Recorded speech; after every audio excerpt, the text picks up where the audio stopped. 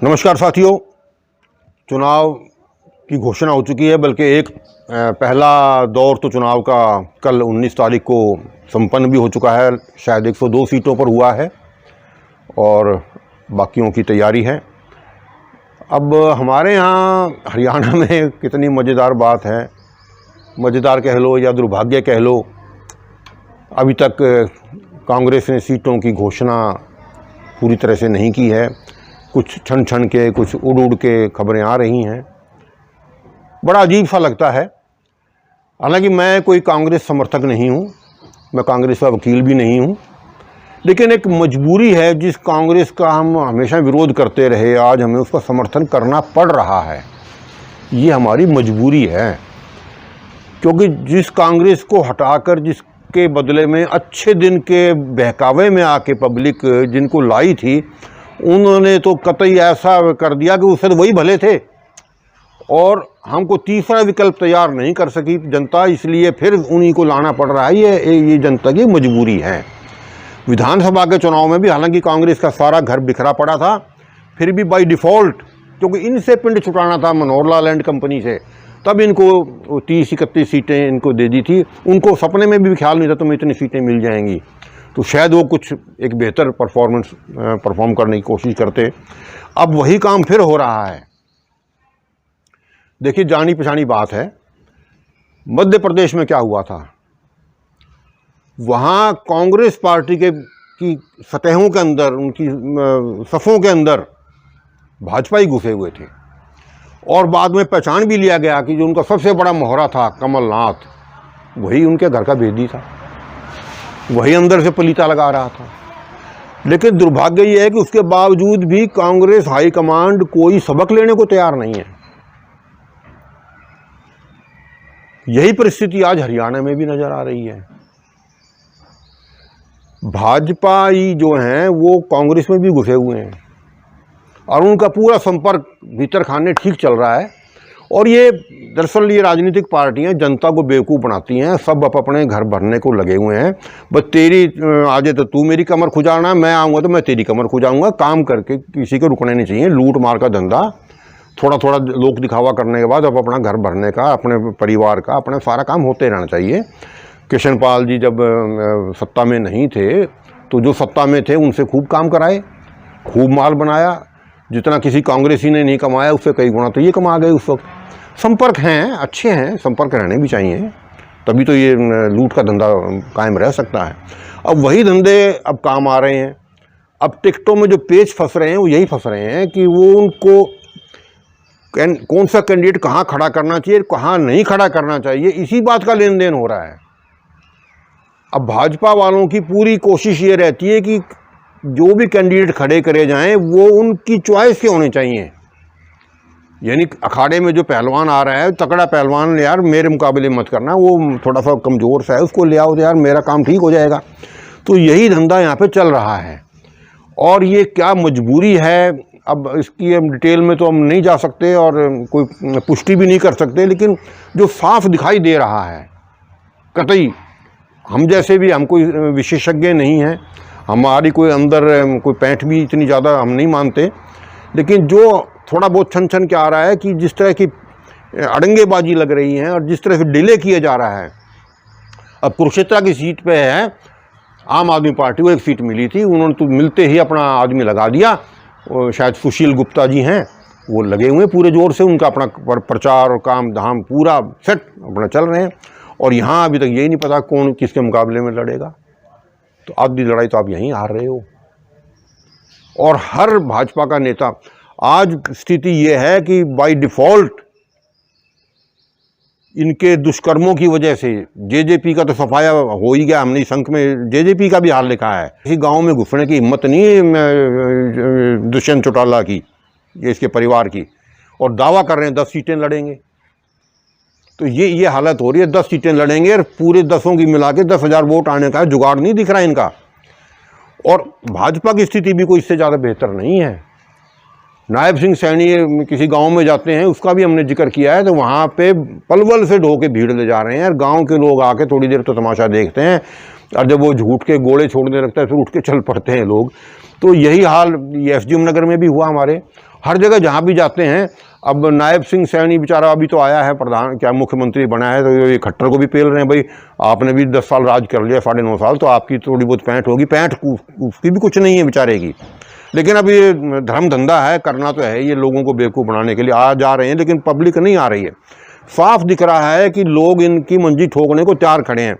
लेकिन कांग्रेस वाले कहते हैं कि नहीं नहीं यार, ये इनसे हमारे भी तो संबंध है, इतनी बुरी मत करना इनके साथ, सारी की सारी 10 सीटें मत हराना, कोई 2-4 सीटें इन बेचारों को भी दे दो। इन्होंने बड़ा हमें कोऑपरेट किया है वक्त में, हमें कई लोगों को हमें जेल में जाना चाहिए था, कई हमारे मुकदमे भी दर्ज हो रहे हैं, हमारे पे बड़ा रहम रखा है इन्होंने, तो उसके बदले में कुछ तो हक बनता है ना भाजपाइयों का। तो उसके बदले में ये सौदेबाजियाँ अंदर खाने में चल रही हैं। लेकिन दुर्भाग्य ये है कि इस कांग्रेस को क्या लकवा मारा हुआ है, इनको नज़र क्यों नहीं आ रहा। ये हो सकता है उनको शायद डर हो, भाई अगर हमने सख्ती कर दी तो ये भाग जाएंगे। भाई भागेंगे तो तब भी, अब कमलनाथ को पाल लिया आपने, वो डंक मार गया ना, अब पिला लो दूध उसको कितना ही। तो ये परिस्थितियाँ जो हैं समय रहते समाधान हो जाए तो काम ठीक रहता है, नहीं तो फिर जो होगा वो तो फिर होगा ही होगा। इसके अलावा बड़ी बात एक और है, कांग्रेस के ऊपर आयद होती है। 2 बड़े काम पिछले 5 साल में हुए। कोरोना में जो दुर्दशा इस जनता की हुई है उसका कुछ जिक्र नहीं आ रहा। कांग्रेस के प्रचार में, चुनाव प्रचार में हो सकता है उन्होंने किया हो जो मुझे तो सुनाई नहीं दिया। मैंने बहुत लोगों से पूछा, बोला हमने भी नहीं सुना। कोरोना का कोई जिक्र नहीं, कितने लोग मर गए, किस तरह की दवाइयाँ दी गई, क्या क्या हॉस्पिटलों की परिस्थितियाँ थी। कभी कभी इतना जरूर आता है राहुल के मुंह से, थाली बजाओ बत्ती जलाओ वाला, इतना ही कह के उस पर जो विस्तार से इसका पोस्टमार्टम होना चाहिए था वो नहीं किया जा रहा, जो कि किया जाना अति आवश्यक है। और तमाम हॉस्पिटल्स में जिस तरह से दवाइयाँ और ऑक्सीजन का जो तमाशा था उसका कोई उल्लेख नहीं हो रहा। और कितने अरबों खरबों रुपया उसको पीएम केयर फंड रखा गया है, बल्कि मैं तो उसको मोदी केयर फंड कहता हूँ। वो मोदी की केयर के लिए है, देश की केयर के लिए नहीं। हालांकि प्रधानमंत्री का जो राहत कोष तो पहले से चला आ रहा है, वो मोदी जी को पसंद नहीं आया। उन्होंने अपना एक केयर फंड बना लिया जिसका अब कोई जिक्र नहीं कर रहा। इलेक्ट्रोल बॉन्ड का तो जिक्र आया और उसका तो खुलासा हुआ, लेकिन वो जो मोदी केयर फंड है जिसमें पूरे देश को लूट के उसने अपना घर भर लिया, उसका कोई जिक्र कहीं नहीं आ रहा है। क्यों नहीं आ रहा है? क्यों बोलती बंद है भाई? कोई जवाब नहीं इनके पास। पुलवामा के नाम पे कितनी वोटें, पूरा इलेक्शन जीत गया अगला, इनका मुंह फिला हुआ है।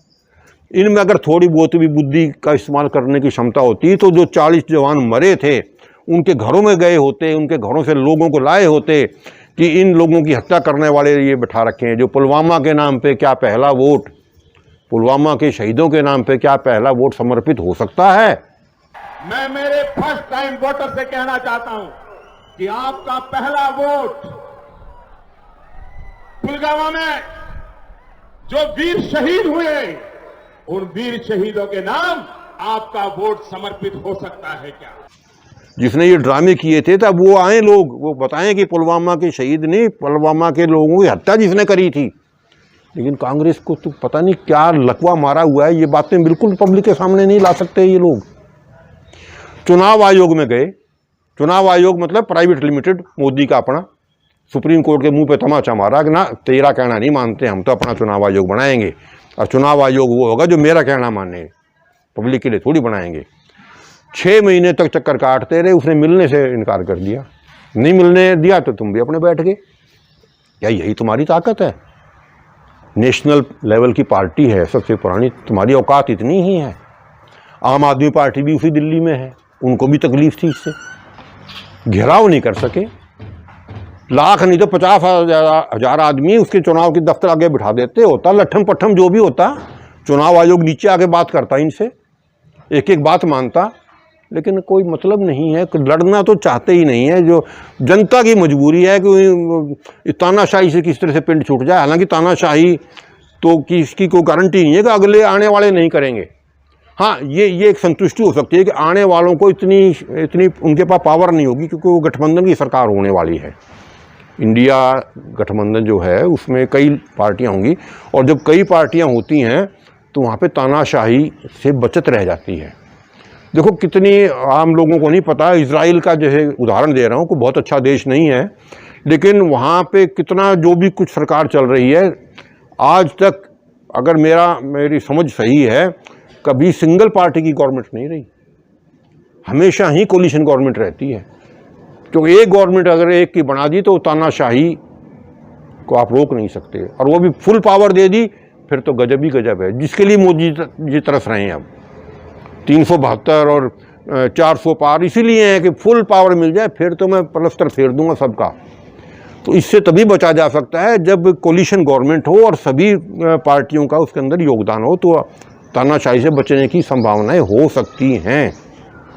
तो ये हमारी मजबूरियां हैं। तो जुडिशरी का तमाशा तो हम देख ही रहे हैं, ईवीएम पे बात चल रही है, उधर चुनाव हो रहे हैं, उधर वो भी विचार कर रहे हैं। इससे बड़ा नाटक और क्या होगा। चुनाव भी शुरू हो रहे हैं, साल भर से 6 महीने से बहस चल रही है, सुप्रीम कोर्ट में समझाया जा रहा है चलो ईवीएम रखनी है रख लो, वीवीपैट की पर्चियां तो गिन लो। चुनाव आयोग कहता है इसे गिनने में तो 12 दिन लगेंगे। लग जाएंगे भाई, जब तुम 4-4 महीने 3-3 महीने तक इतने चुनाव के वो राउंड लगाते हो तो 12 दिन इसके भी लग जाएंगे। कौन सी आफत आ रही है। लेकिन वो सरकार नहीं चाहती, इसलिए सुप्रीम कोर्ट भी नहीं चाहती, इसलिए वो बहस का ड्रामा वहाँ चलता रहेगा। कल एक और बात बड़ी सुनने में आई मेरे, मध्य प्रदेश का शायद बांका सीट से, शायद बांका ही सीट है, मुझे एग्जैक्ट याद नहीं है, उसने याचिका दायर की कि इसने चुनाव आयोग ने तो ये मेरा नामांकन बिल्कुल गलत ढंग से रद्द किया है। मुझे नहीं पता उसकी याचिका में कितना दम है कितना दम नहीं है, मैं नहीं दावा करता, लेकिन सुप्रीम कोर्ट का जवाब जो मैं सुन पाया हूँ सोशल मीडिया में वो ये है, अगर आपकी याचिका सुनी गई तो अराजकता फैल जाएगी। क्या गजब का जवाब है। मतलब आपने न्याय नहीं देना, आपकी न्याय देने की जिम्मेवारी नहीं है, आपने अराजकता फैलने से रोकने का काम आपका रह गया है। क्या दलील है, क्या दलील है। तो ये हमारी सुप्रीम कोर्ट है। तो इस पर क्या कितना इस पर, लेकिन ये हमारी मजबूरी है, हमें पूरा विश्वास है, ये हमारा हमें कहना पड़ता है, मजबूरी है, ना कहें तो वो कंटेम्प्ट लग जाएगी। माननीय सुप्रीम कोर्ट जी ने किया, बहुत अच्छा किया जी, बड़े हम खुश हैं। रोज़ बेखौफ जज आ गए हैं, रीढ़ की हड्डी वाले आ गए हैं और वो रोज़ लीड कर रहे हैं। और बताओ क्या करें इनका। केंद्र सरकार के लगभग मजबूरी में थोड़ा लोक दिखावे के लिए कोई एक आधा काम कर देना पड़ता है। जितना बड़ा एहसान किया ये 7 साल से इलेक्टोरल बॉन्ड का मामला सुप्रीम कोर्ट में झूल रहा था, और इसको अब करने में भी 2 महीने का नाटक, ये वो काम तो 10 मिनट का भी नहीं था। फिर कहते हैं हमारे पास वर्कलोड बहुत बढ़ गया। वर्कलोड तो बढ़ेगा ही बढ़ेगा, जब तो लंबे लंबे नाटक के दौर चलाओगे। काम तो 10 मिनट का था जो कर देना चाहिए था। अच्छा, एक और मज़ेदार बात है कि ये आपने घोषित कर दिया कि असंवैधानिक थे, ये असंवैधानिक थे, तो फिर आपने सज़ा क्या दी? कोई सज़ा नहीं दी। असंवैधानिक थे तो जितने के इलेक्टोरल बॉन्ड जारी हुए वो सारे पैसे की रिकवरी हो जानी चाहिए थी। जिसके घर भी गया हो पैसा सबसे रिकवर करना चाहिए था, और सारा सरकारी ट्रेजरी में पैसा आना चाहिए था। अगर वो असंवैधानिक हैं, जैसा कि सुप्रीम कोर्ट कह रही है असंवैधानिक था, तो फिर असंवैधानिक का फायदा क्या हुआ? मतलब एक जेब कतरा है, असंवैधानिक काम कर रहा है, 5 रुपये जेब काट ली, उसको तो फांसी लगा दो।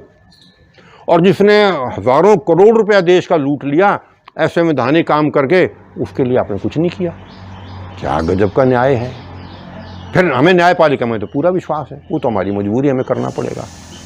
खैर, ले दे के मैं जो थोड़ी बहुत आशा उम्मीद हम कांग्रेस से कर सकते थे, मजबूरी है करने की। हालांकि कोई बहुत अच्छी, अगर ये कांग्रेस वाले भले रहे होते तो ये इनसे हमारा, ये हमें क्यों लाने पड़ते।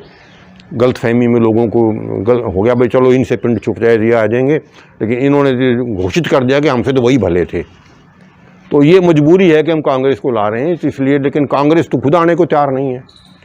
आज तक भी हरियाणा, बाकी मुझे नहीं पता, हरियाणा में तो आज तक डिस्ट्रिक्ट कमेटी नहीं बना सके। ये जिले में कांग्रेस का प्रधान कौन है, कांग्रेस कमेटी में कौन, आज तक नहीं पता लगा मेरे को। ले दे के स्टेट प्रेसिडेंट तो कभी वो 1-2 बार बनाए हैं, कभी हटा दिए, कभी वहाँ एक दूसरे टांग खींचने पे पूरा जोर लगा हुआ है। क्यों? झगड़ा लूट का है। भाई सत्ता में आ जाऊं तो फिर मैंने भी तो कमाई करनी है ना, कुछ सेवा सुवा का कोई मतलब नहीं है। सत्ता एक बार हाथ में आ जाए फिर तो मैं नींबू निचोड़ दूंगा। तो असली झगड़ा वो है। तो ये जनता भी समझ तो रही है, लेकिन जनता तीसरा विकल्प बनाने की सोच में अभी उस तरफ अग्रसर नहीं है, और ये हमारी मजबूरी है। फिर भी हम ये चाहेंगे कि इनसे पिंड छूटने के लिए उनका आना जरूरी है, लेकिन वो आने के लिए कांग्रेस कतई तैयार नहीं दिख रही। ये तो जनता की मजबूरी है कि हाले तुम जिसको मर्जी खड़ा कर दो, हमने तो वोट इनको तो देनी ही नहीं, बाई डिफ़ॉल्ट तुम्हें ही देंगे। तो ये आंधी के आम हैं, ये तो आंधी चलती है ना, आम टूटते हैं तो कोई वो लूट के ले जाओ। तो अब जो परिस्थिति दिख रही है, कांग्रेसियों को भी आंधी के आम झड़ेंगे और जिसके हाथ लगे वो झोली भर ले जाओ। तो ये इस तरह से कांग्रेसी मुंह धोए बैठे हैं और झोली फैलाए बैठे हुए हैं। तो साथियों, यही मैं कहना चाह रहा हूँ आप लोगों से, और मैं समझता हूँ कि आपने इन बातों पे कुछ विचार करेंगे। धन्यवाद।